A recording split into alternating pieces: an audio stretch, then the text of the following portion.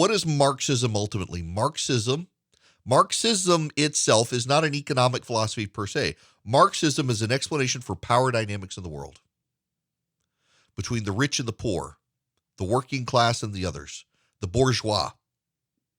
It transcends into an economic socialism pattern, and then into communism, where the government controls all means of production and gives to those who need from those who have. But it also becomes a political worldview that controls you, and Marxist postmodern philosophy is all about language. That the world has no meaning except through language. This is a philosophical thought by those who would bring you critical theory, by those who would view the world based on power dynamics. Language itself is where power comes from. So by changing language, we can change power dynamics. And the people who have bought into the idea of critical theory, we're not talking critical race theory, that's a subset of critical theory. They believe that there are things called dominant discourses. Now, this is why you have the privilege checklist. If you go through the privilege checklist, if you are white, heterosexual, cisgender, Christian, male, from a two-parent, heterosexual, nuclear household who goes to church, who isn't scared of the police, who speaks his native tongue, you are very privileged, and therefore you utter the dominant discourses in society. Your language controls. And so the way to beat you, remember, it's about power. There are going to be winners and there are losers. The way to make you the winner be the loser is to silence you. This is why the left is opposed more and more these days to free speech. Because if you and I both have free speech and they consider me to be more privileged than you, then they believe that my speech is going to dominate their speech, and I must be silenced. It's a matter of silencing the dominant discourse because they believe I'm privileged, and their discourse rises. Now, inevitably, the problem here, the one that they can't acknowledge, the one they refuse to acknowledge, is that if I am the oppressor and you are the oppressed, and our roles reverse, then you become the oppressor and I become the oppressed. What the critical theorists would say, well, no, we will find balance and we'll never flip into oppression. Except, does anyone really believe that? Even they don't really believe that. In fact, they are increasingly saying, yes, actually, they will become the oppressor, and it will be to right the wrongs, and that me, by living in oppression to them, will right wrongs that I have caused and eventually get me to see the error of my ways. And I will become an ally, a white ally. This is their new language here.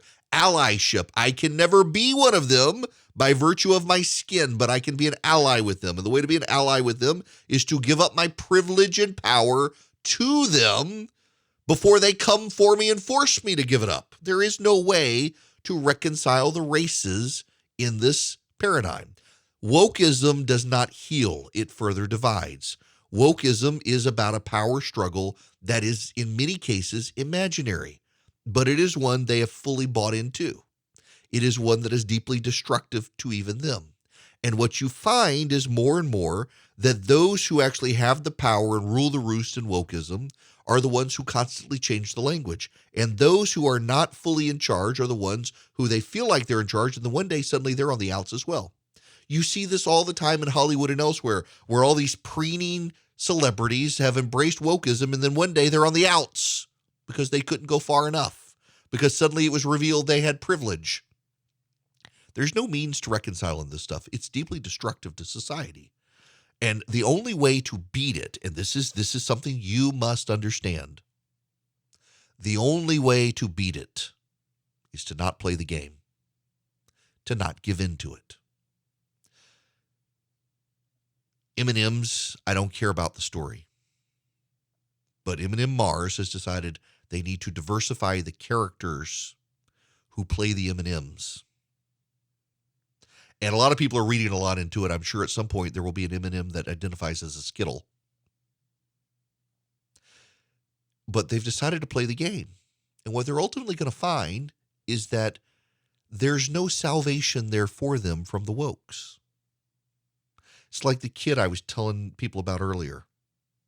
He's a student, and the teacher decided to give in to wokeism and wants all the kids to write down their names and their preferred pronouns so everyone in class knows what they should call each other. And this kid, who believes himself to be gender non-binary, is angry at the teacher because he will be forced to reveal to the class either his gender non-binariness or lie, so he can't be his real self. But is he really being his real self if he doesn't want anyone to know it? Apparently, in his mind, yes.